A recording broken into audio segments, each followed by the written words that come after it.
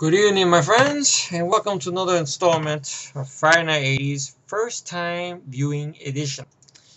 I hope by this point when I'm recording this, you all have been tuning in and left some feedback or whatever. And even though I know these are films, maybe a lot of you guys haven't heard about, but hopefully left some feedback on tuning in and stuff. And now, this is probably the third, pretty much the third first time viewing film that I've seen. Pretty much. Now, so far into the series, I have not seen a movie yet that's blown me away. That's I could go, wow, it's gonna be a favorite, or anything like that. I just found movies like that. And sad to say, it's another one over here.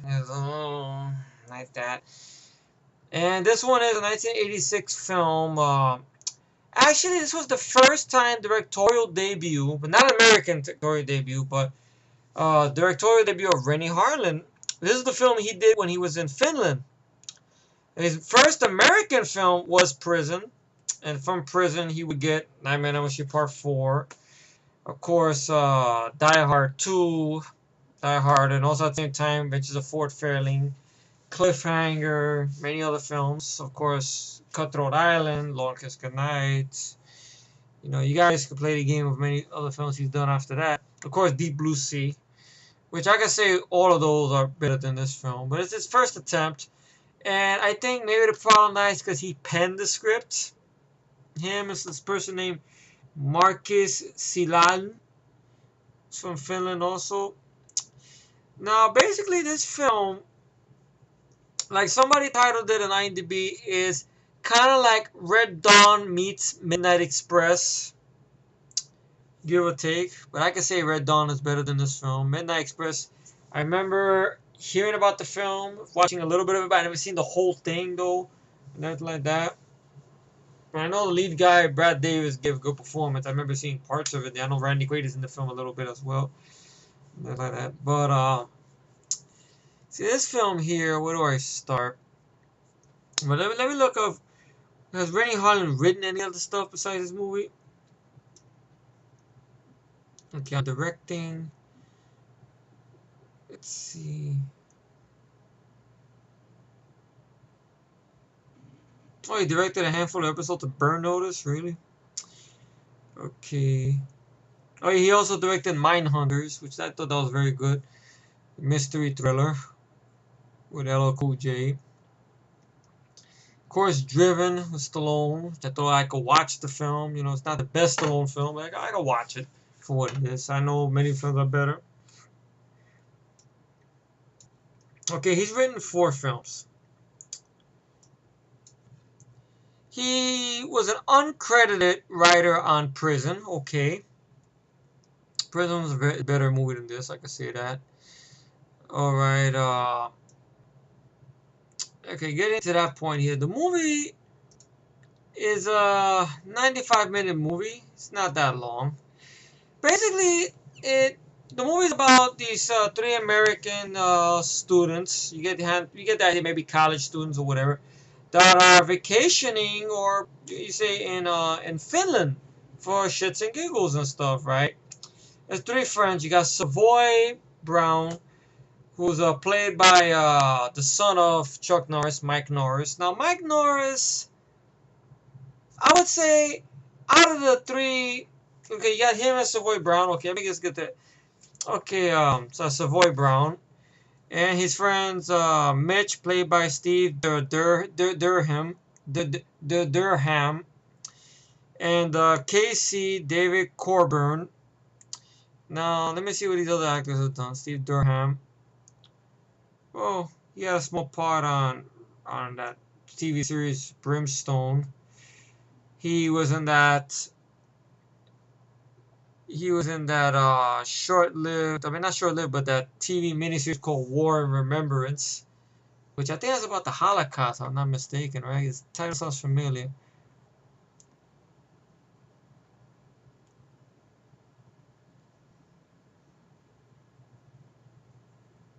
Oh no, something else. Sorry, War and Remembrance. I remember hearing about that movie one time in my history class.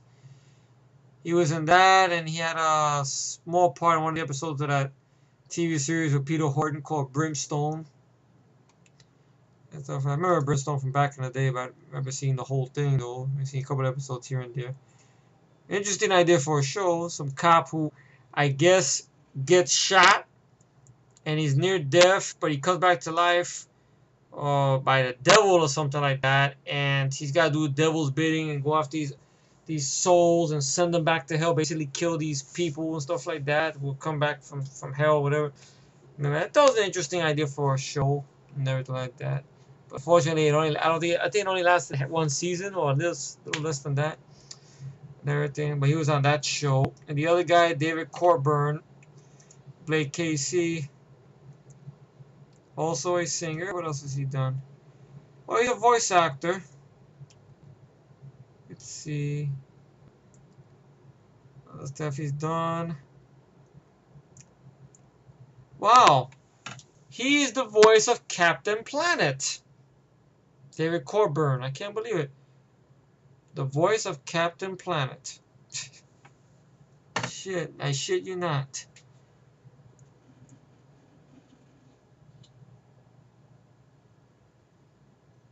I guess he had a recurring. He was on the TV series of Harry and the Hendersons, ironically enough.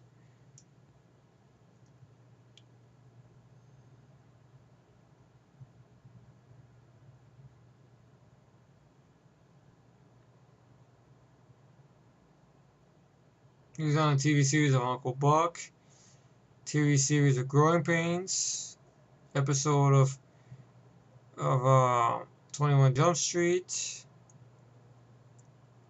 Just the 10 of Us, a lot of TV stuff. But I can't believe it. He's the voice of fucking Captain Planet. Shit, no, the voice sounded familiar. Unbelievable. So basically, you got these three friends now.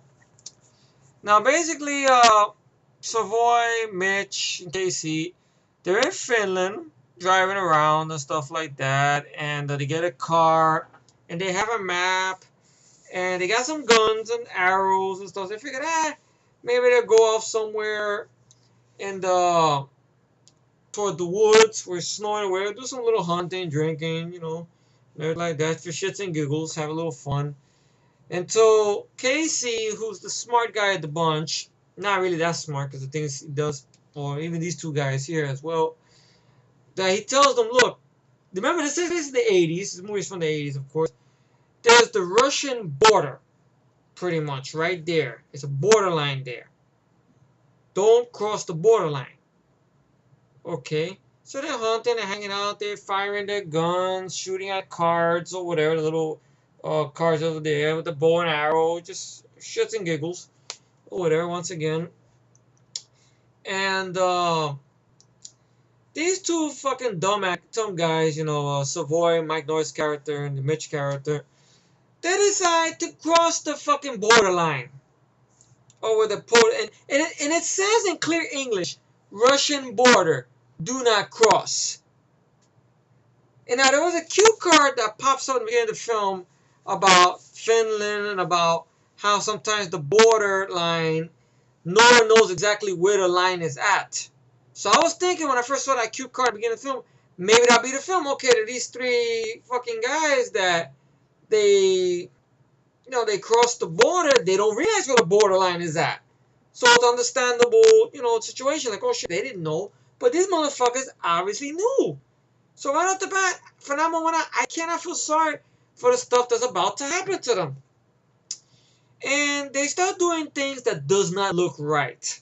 So you cannot blame that much the Russians for what they do. You can't blame them that much. On certain circumstances. Okay, let me go into a little more.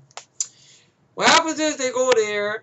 Now, Casey once again tells Mike Norris and his friend or whatever, let's go back. Let's not go through here. Stop being a chicken shit. Come on, let's go over here. Be something we can talk about. It's some fun. Well, you want to be the only asshole saying this? Come on, don't worry about it. Bad foreshadowing. Now, they see a guy, a Russian guard pretty much, at a checkpoint right there.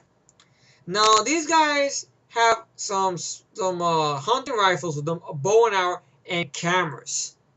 You know this does not look good. I'm not Russian. I can say this doesn't look good. And what is the guy who's supposedly smart guy supposed to be doing? He's taking pictures and shit and everything like that. So one thing leads to another, and they say, look, they hide from the guard. Once again, Casey tells them again, let's get out of here. Mike Norris makes the stupid decision. Oh, but let's try to be over there and go friendly, talk to them. This is during the time of the Cold War. We were not friends with Russia yet. Was he trying to make history? So he goes a little closer there. Something happens. They drop their fucking passports and papers and everything like that out of their bag. They're trying to pick it up. They get spotted by a light on a tower. They run. They hide into a spot. The Russians the next morning are looking for them. They hop back of this truck, pretty much. And the movie opens up. Actually, I forgot to mention it. It opens up there where we see a young blonde girl after cue cards pop up running for her life and being attacked by some old fat fuck guy. We don't see no rape or nothing. We get the idea she's being attacked. Then it cuts away and this is Born Americans. You're like, okay, what is this going to be about? But it comes into play here where the truck takes them to this place. The reason I'm giving the film away is because I know this film is not on DVD. And the only way I was able to see this film, I had this film on the computer for a long time. Because I remember getting this film from this other movie blog site called Why Pay the Dollar. He was another one along with DVD Telly, you guys remember, and Froggy. You know, we had all the movie stuff and everything like that. And I had these in my computer that long. Which I never got around to watching this film. Until now. So, what happens is, they crawl out of they sneak out of the truck, pretty much, the three of them. And they see a girl who witnessed what happened at the beginning of the film with the girl being attacked or whatever, which we find out was her sister and stuff. Now, Mike Norris and the other guy grab the girl. They don't hurt her like that. They try to explain. The girl doesn't speak English, at least from what we understand. So, whoever's in the house around here, they put them at gunpoint, pretty much. Mike Norris and the guy. The other guy, KC, he split up from them or whatever because he went to go get his bow and arrow out of the truck and he hides somewhere else. So they got a gunpoint and they end up going to this funeral, pretty much. And then we see the person who's giving eulogy, the priest. We see in a flashback, he's the fat fuck pervert guy who killed and raped this girl. But he's using these Americans as scapegoats now. So now, okay, you can explain, or maybe not explain, but you can understand, all right, why Mike Norris and the other guy do what they have to do, because their life is on line, they're about to be killed. So their friend gets winded from the girl, because the girl somehow trusted the other guy, because I get the other guy's voice, like Captain Planet, that's why. And they go to get to, okay, he has the bow and arrow, he finally makes his shot, he kills the priest guy, and there's a fire in the church there. Little bit of a shootout. You see Mike Norris doing a little bit of his martial arts, but nothing that special, really, to be honest, and stuff. And he gets out of there, he gets cut in his head. The KC guy who plays voice Captain Planet, he gets shot in the leg. And they get into a truck. They take the girl who brought the guy with the glasses, the KC there, who now speaks English. There's another town, another spot. They get in a truck.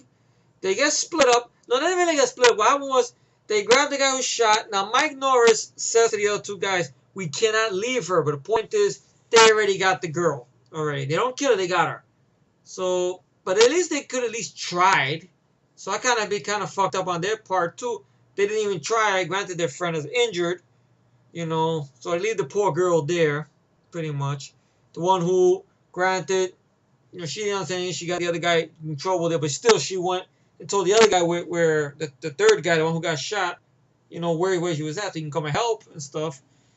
So they make it across there, and of course they get busted by the Russians and they get turned in. Now they're being tied up, pretty much, getting ready for interrogation. Now, the three of them, they're smart, they will stay quiet, but unfortunately one guy fucks it up for the three. The Mitch guy decides to make fun or say something stupid to one of the Russian soldiers. He tells the KC guy, "You're right, man. It's Pepsi Cola. They can't even drink Coca-Cola." And it's one of those glass Pepsi bottles. I remember I used to drink a lot of the good stuff, pretty much like that. The one that had all the sugar in it. You drink it, you be up all fucking night or whatever. I remember. That's why I stopped drinking those bottles. Even though it's fresh soda, but still, you know, keep you up all fucking night. You can't afford that when you gotta work next morning. So, pretty much, the Russian guy laughs. Mike Norris smiles a little bit because they think maybe the guy's a little friendly and didn't like what that guy said about the Pepsi Cola joke and takes the glass bottle and breaks it against his fucking jaw. I mean, not spectacular. I mean, it was made in Finland, so you're not going to see any big effects or not even blood scripts for that fucking matter. It's probably a $3,000 budget, so it's really, really low budget, but I know that's not an excuse sometimes. So he gets a piece of glass stuck in his jaw. He can't talk much. And then enters this guy who works with the Russians, big mustache motherfucker or whatever, with a suit. And you thought the Russian soldier was bad. This guy's worse. He speaks English, though. And first thing he does, he goes to the KC guy, who he's hurt. He's been shot. He sees the wound, and he starts squeezing. He goes, "Does it hurt? Ah! Does it hurt? Ah!" And then Mike Norris says, "Leave him alone." He takes the pen, stabs him. "Does it hurt?" "Yeah." "Okay.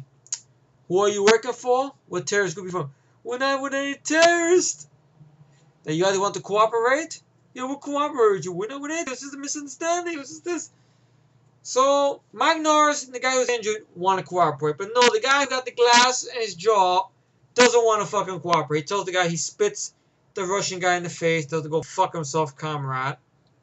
And that doesn't make things better. So his shirt gets ripped, and this part made me cringe a bit.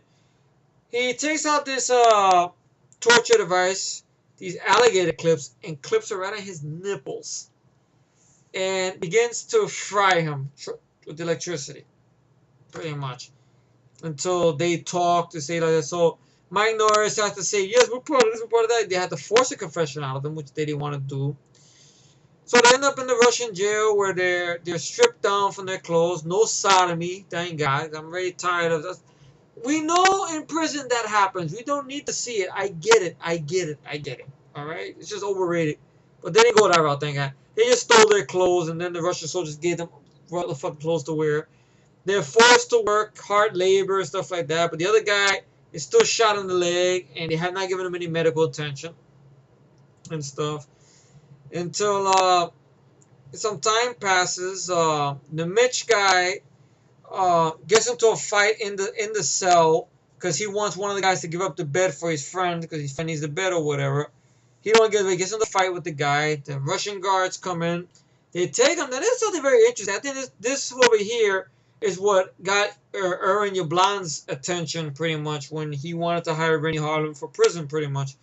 Where in this part of the prison, there's this real chess game pretty much where the prisoners are like chess pieces, and whoever wins and gets checkmate, they die.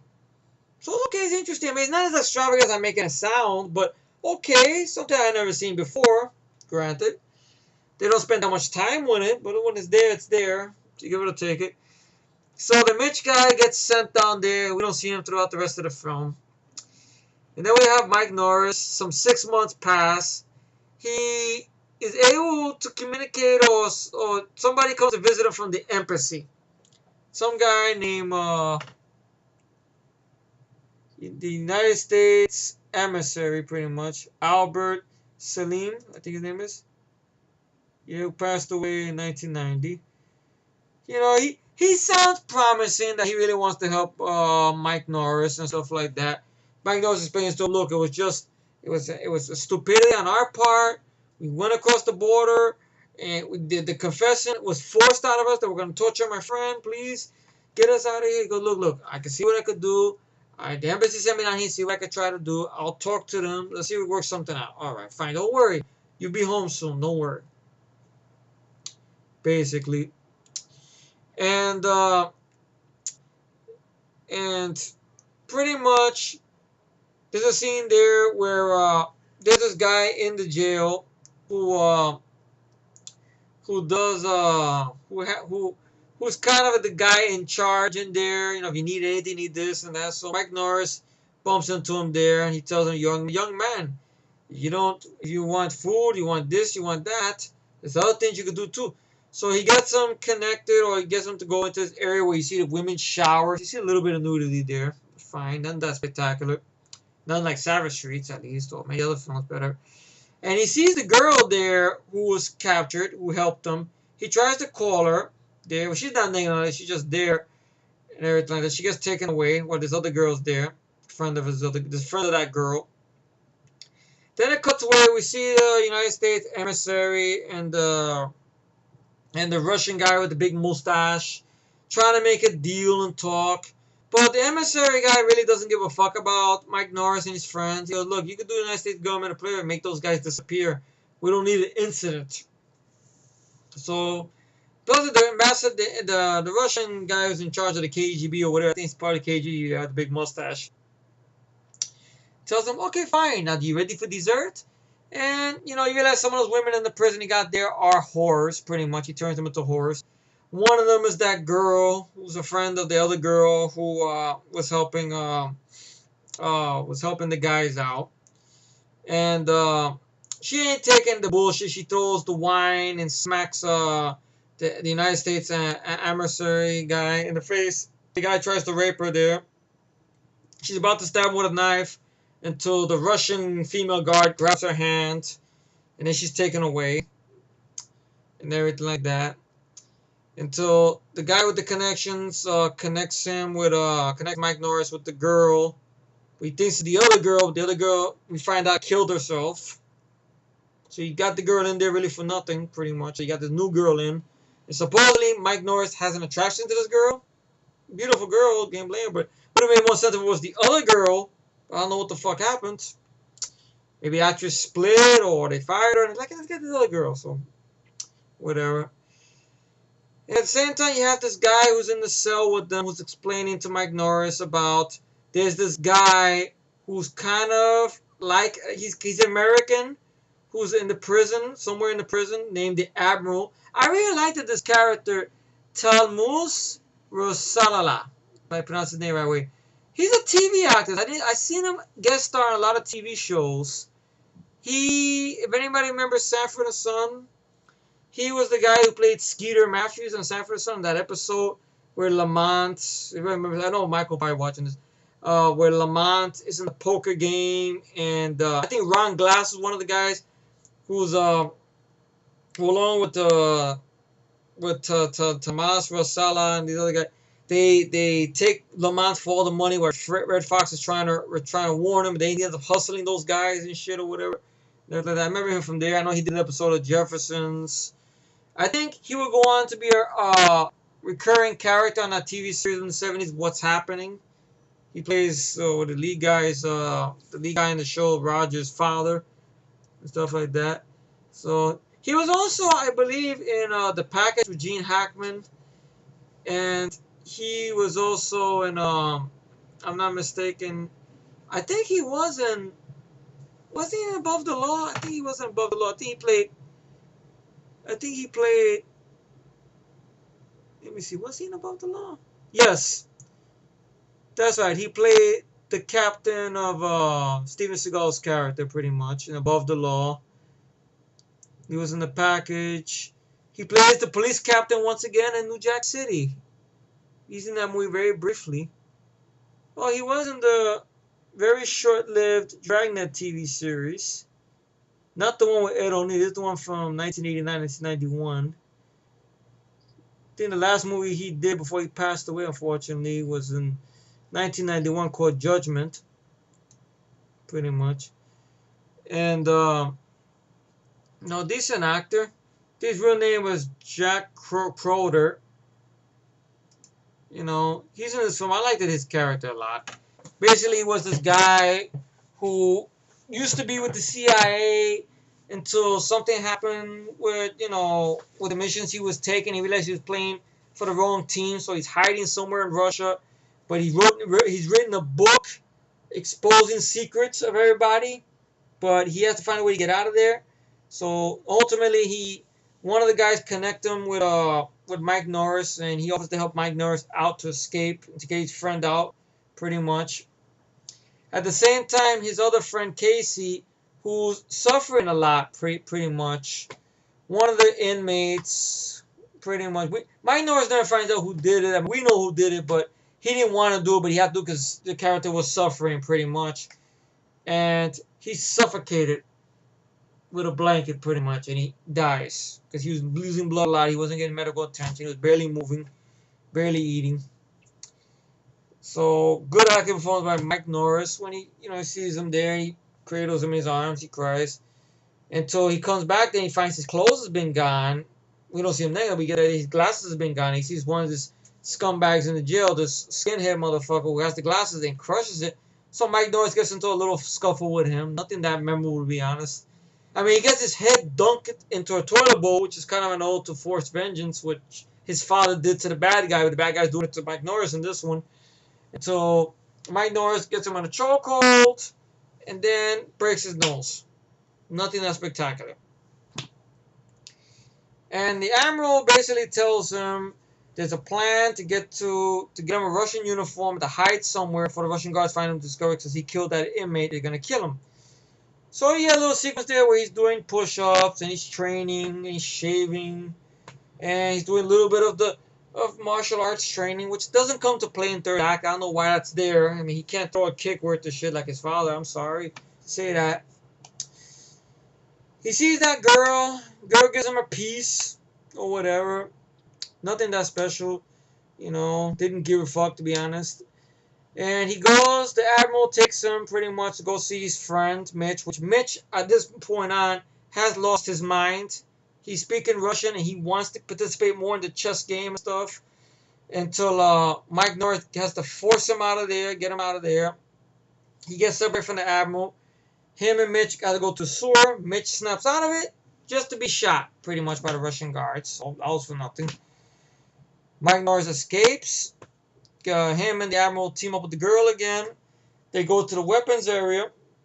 Gets a bazooka. Blows up a couple of the jeeps and the cars. Some of the Russian soldiers, fine. Shoots a couple of them, fine. He gets shot in the arm. Alright. The Admiral, this guy, Tamales, that's why I liked him, Vasela. He kills the Russians, soldiers, and the best part is he doesn't die. So I liked that. He gives basically the information, the book, to Mike Norris. And Mike Norris said, "Why aren't you coming?" He goes, "No, I still got some scores to settle here. We get this book, you give it to my friends, the names is in the book there. They'll expose everything. Just go through the border, go right through this point right here, to that checkpoint, through this, and you'll be in Finland, you'll be safe." So basically, he goes through a roadblock, goes through here. Some guy tries to shoot him. He shoots underneath a bridge where he's at. Kills the guy. Then him and the girl walk off to the Finland, pretty much to the border. And you see a cue card pop up that the character Mike Norris plays in the girl, they're in the United States now. The other guy, the Admiral, actually made it across the border. He's somewhere in the United States, but his whereabouts are unknown. And how, I guess, the American embassy was told about the situation, but Russia denies the incident. So, where are I leaving with the film? Not much to run all about, to be honest, but compared to the last two films I've seen, I could say at least it's entertaining and stuff. Granted, everybody didn't die. I mean, Mike Norris did what he had to do and stuff. But Mike Norris done other films. There was this other film he did that was straight to video in the 90s. I didn't mind that much.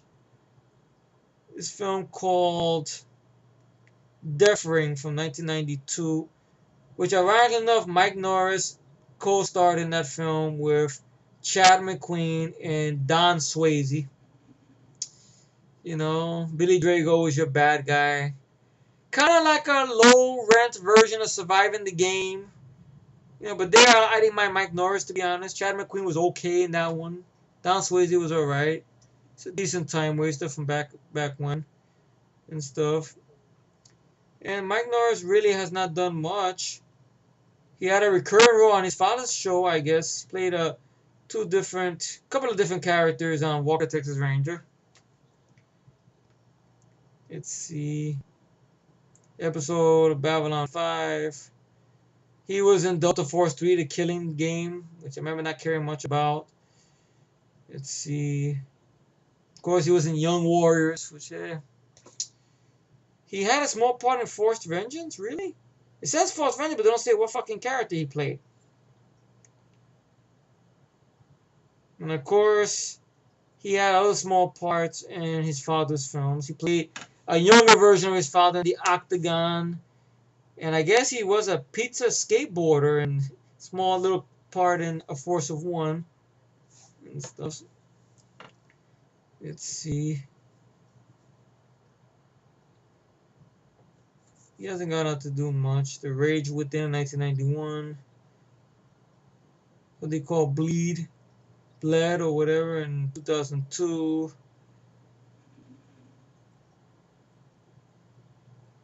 Another Walker, Texas Ranger TV movie, Trial by Fire. Something called I Am Gabriel. Sounds like a religious Christian movie or something. But I know he did this other film. I'm trying to remember what the fuck it was. From the 80's. I think that was it. Yeah, it's a movie called Survival Game. Which I think that's a movie that shows a little more of his martial arts. He did a little bit after this one. Haven't seen that one in years. Yeah. Wow, that got a lower mark than this movie.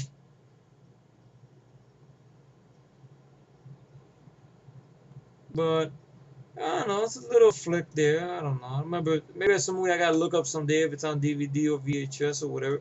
Or it's somewhere to watch and stuff. But that one showcased a little more of his martial arts stuff. Nothing that spectacular like his father, but I mean, maybe because he didn't get a chance to do that many films. But you give him a chance to let it grow a little bit. But you know, it is what it is. But in the end of the day, it was hard for me to like these characters. Like somebody on IMDb said, you know, why should I like these guys if they were stupid enough to cross the border? Because there's a big sign in English. Like even like they put that cue card up there really for nothing. Okay, there's parts of the Russian border that's not marked. Like if they would have unwittingly or they didn't know where the borderline was at and it wasn't marked, then you could say, okay, I feel sorry because they didn't fucking know. But these guys knew they were going across there. So I can't really root for these guys. I feel sorry for them. Granted, they admit they shouldn't have done it, but still, I don't know. It just made me feel like I couldn't really root for them, to be honest. But for the most part, you know, it's a fast-paced film. You know, interesting beginning for Rennie Harlan, you know, but Rennie Harlan after this had done better films, I could say, than this movie, in all honesty. It's a film I would not rewatch again, to be honest. I would not put this on DVD-R. I don't think this film is on DVD, by the way. And it's still raining cats and dogs on Matt, pretty much. And if people want to check it out, hey, be my guest. Maybe if you have seen it or if you can find it to watch, who knows? Maybe your opinion will be different than mine. Me, it's not a film that gets me mad, which I know people are wondering. I did 2 other reviews where I said the same thing. You know, I haven't found that film yet that's got me mad. I mean, you know, this one I could say, at least looking back at it, I could say this is better than The Chain Reaction, or this is better than Deadly Dreams, in my humble opinion. You know, in comparison, at least it has little scenes in there, the acting and stuff. I mean, the acting in Deadly Dreams was good. Yeah, a little bit in Chain Reaction, okay, but, you know, I don't know. Maybe I was expecting too much. I mean, I could say Red Dawn, even Midnight Express is probably better than this movie, to be honest. Maybe that's what it's trying to be like. I don't know, but if I had to rate the film, in all honesty, I would give it really a 4 out of 10, to be honest. I mean, that's not saying much. You know, I'm not in love with the film. This film will not grow on me. I would not watch this film again. Which is strange. I'm looking through these first time viewing stuff, see if I can find any gems in the bunch. So I can really praise or whatever. So far, this is the 3rd movie and it's been like, more like this. You know, I'm having doubts about doing this now, but I know you guys are enjoying these videos. I enjoy doing them too, so 50-50.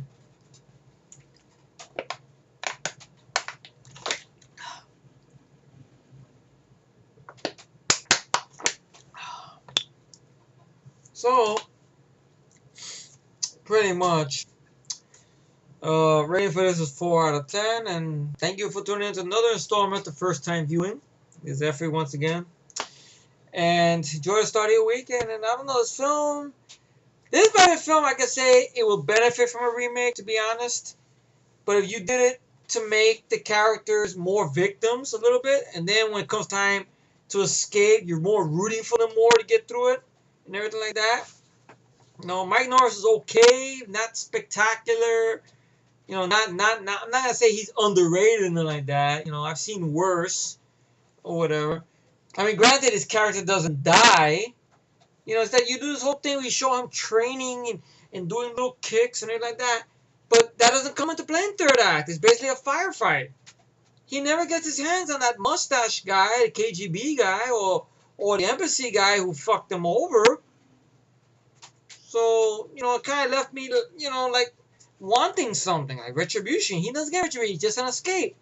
That's it. Then you get a cue card. That's what tells him, oh, investigation wasn't done.